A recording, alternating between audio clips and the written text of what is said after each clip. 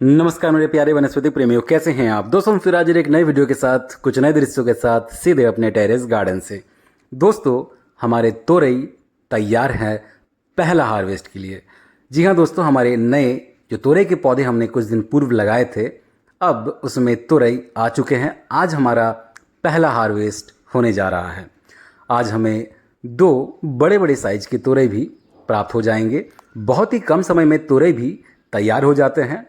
ये भी लौकी की तरह ही बहुत ही तेज़ी से बढ़ते हैं, करेले की तरह ही बहुत ही तेज़ी से बढ़ते हैं। अगर आप समय पर इनको हार्वेस्ट ना करें तो फिर ये कुछ ज़्यादा ही सख्त हो जाते हैं और यहाँ तक कि ये बूढ़े हो जाते हैं, खाने में बेस्वाद लगते हैं। इसीलिए हार्वेस्टिंग हमेशा समय समय पर आपको करते रहना है। ये सिर्फ एक प्रकार के सब्जी के साथ नहीं है, हर एक प्रकार के सब्जी के साथ यही सीन है। आप देख सकते हैं इसमें बहुत ही घने तरीके से 6 तोरई के पौधे लगे हैं और उसी के किनारे में आपको कुछ करेले भी नज़र आ रहे हैं, क्योंकि सब अलग अलग कंटेनर्स में हमने लगा रखे हैं। आप ज़रा गौर से देखिए, यहाँ पर एक तोरई भी छिपा बैठा है। जी हाँ दोस्तों, ये देखिए, बड़ा ही अद्भुत लगता है जब आप अपने घर के छत पर ऐसे सब्जियों को उगाते हैं। उन सब्जियों को उगाते हैं जो कि एक्चुअली में खेत में ही हमें देखने को मिलती है, क्योंकि ये बेल में होते हैं, लताओं में होते हैं। ऐसे सब्जियों को अपने घर के छत पर उगाना सही मायने में मॉडर्न फार्मिंग को परिभाषित करता है। तो दोस्तों, आप भी अवश्य तोरई को अपने घर के छत पर ऐसे ही उगा सकते हैं। बस आपको ध्यान इस प्रकार से रखना है, जो भी लताओं वाले सब्जियां हैं उसके लिए आपको प्रॉपर मचान बनाना पड़ेगा। ये जो आप नीचे छोटे छोटे जो पौधे देख रहे हैं, खीरे के पौधे हैं, इस पर भी हमने अलग अलग फ़िलहाल तो रस्सी को बांध रखा है ताकि ग्रोथ में कोई कमी ना आए। इसके बेल भी आसानी से जब और बड़े हो जाएंगे और लंबे हो जाएंगे तब हम अच्छी प्रकार से इसको और बुनेंगे ताकि इसके जो बेल हैं वो भी घने तरीके से फैल सके। दोस्तों, इस वक्त भर भर के फ्लावरिंग और फ्रूटिंग हमें देखने को मिल रहे हैं और बहुत ही कम समय में ये तैयार भी हो जाते हैं। दोस्तों, शुरुआती दिनों में कुछ तुरई आपको ऐसे छोटे अवस्था में ही खराब होते हुए दिखेंगे, कीड़े लगते हुए दिखेंगे या मर जाते हुए दिखेंगे। आपको निराश नहीं होना है।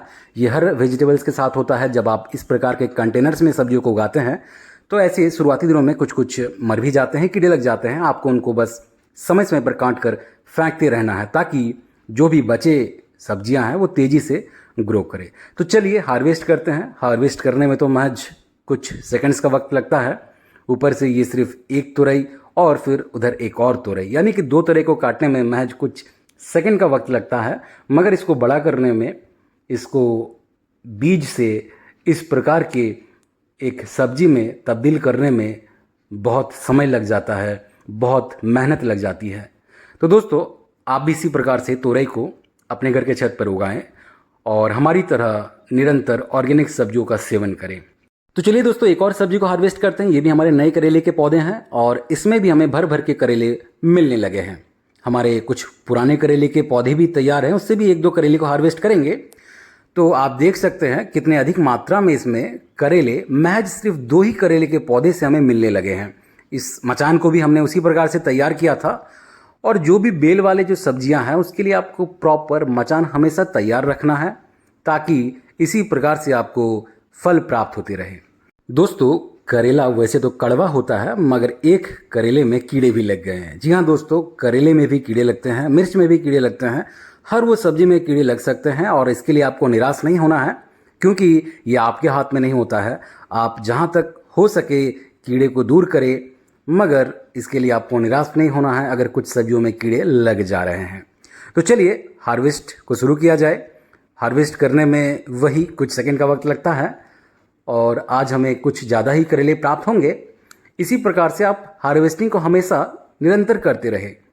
जितने अधिक मात्रा में आप सब्जियों को हार्वेस्ट करते रहेंगे उतने ही तेज़ी से और नए नए फ्रूटिंग उसमें हमें देखने को मिलेंगे, क्योंकि उसी कंटेनर में जितने भी सॉइल में न्यूट्रिएंट्स मौजूद है वो इन करेले को मिल रहे होंगे।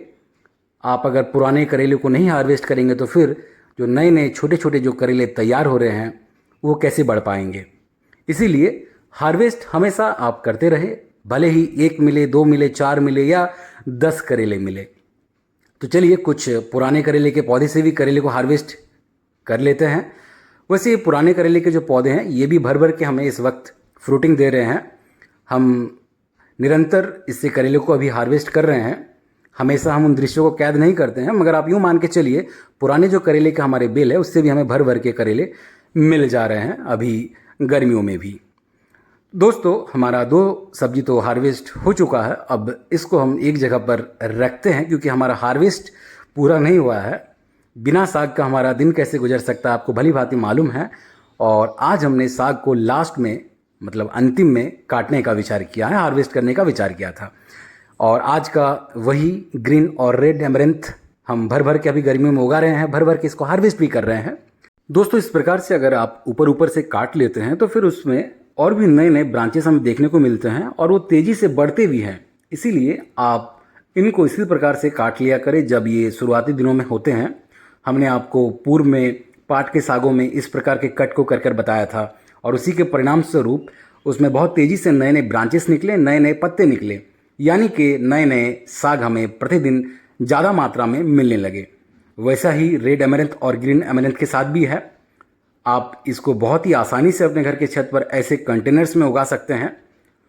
आपको ज़्यादा डेप्थ वाले कंटेनर्स की आवश्यकता भी नहीं है क्योंकि जो साग के जो रूट्स हैं वो ज़्यादा गहराइयों में जाते भी नहीं हैं। इसीलिए आप बहुत ही कम डेप्थ वाले जो भी कंटेनर्स आपके पास मौजूद है उसमें आप भरपूर तरीके से सागों को उगा सकते हैं और आप निरंतर सागों को 365 दिन सेवन कर सकते हैं। जी हाँ दोस्तों, जिस भी सीजन का, जिस भी मौसम का जो भी साग होता है आप उसी प्रकार के सागों को सिलेक्ट करें और उसी सीजन में उसी प्रकार के सागों को उगाए और भर भर के उनको हार्वेस्ट करें। अभी हमने गर्मी के दिनों में भी पालक को हार्वेस्ट किया, आपने देखा होगा। तो अभी के टाइम में किसी भी सब्जी को आप किसी भी मौसम में उगा सकते हैं। अब यहाँ समय का कोई पाबंदी नहीं है, मगर आपको खाने में भले ही थोड़ा सा बेस्वाद लग सकता है गर्मियों में पालक, या फिर जो सर्दियों के जो सब्जियां होते हैं वो गर्मी के दिनों में बेस्वाद लग सकते हैं, खाने में उतने अच्छे नहीं होते हैं। इसीलिए जो भी सब्जी जिस भी मौसम का होता है उसी मौसम में उगाना और उसी मौसम में सेवन करना हम प्रीफर करते हैं। तो दोस्तों, ये इक्के दुक्के कुछ यहाँ वहाँ भी हमें साग मिलते हैं, हम उनको भी हार्वेस्ट करते रहते हैं। आपको मालूम है इस प्रकार के जो सागों के जो बीज होते हैं या तो बर्ड्स बीजों को यहाँ से वहाँ कर देते हैं या फिर हवा की वजह से यहाँ से वहाँ कंटेनर्स में हो जाते हैं। इसीलिए हम हमेशा इसी प्रकार के 1-2 सागों को भी अलग अलग कंटेनर से हार्वेस्ट करते रहते हैं। तो हम यहाँ वहाँ और भी कुछ ढूंढ लेते हैं जहाँ जहाँ भी ऐसे ऐसे बड़े बड़े हमें साग मिल रहे हैं। आज हमारा साग सिर्फ और सिर्फ वही चौलाई वाले साग हैं जिसे हम रेड या ग्रीन एमरेंथ कहते हैं, जिसे लाल भाजी, लाल साग या हरा भाजी, हरा साग के नाम से जानते हैं। तो चलिए दोस्तों, अब हम अपने मास्टर से हार्वेस्ट की ओर चलते हैं क्योंकि हमारा हार्वेस्ट पूरा हो चुका है।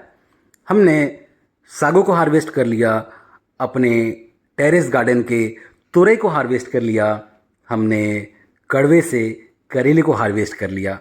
आपको अगर इसी प्रकार से गर्मी के दिनों में भी सब्जियां मिलती रहे अपने टेरेस गार्डन से तो फिर आपको और क्या चाहिए। आपने इन सब्जियों को अपने हाथों से तैयार किया है और आप इसको प्रतिदिन सेवन कर रहे हैं, तो इससे अद्भुत, इससे उत्कृष्ट, इससे अनमोल, इससे अमूल्य और क्या हो सकता है।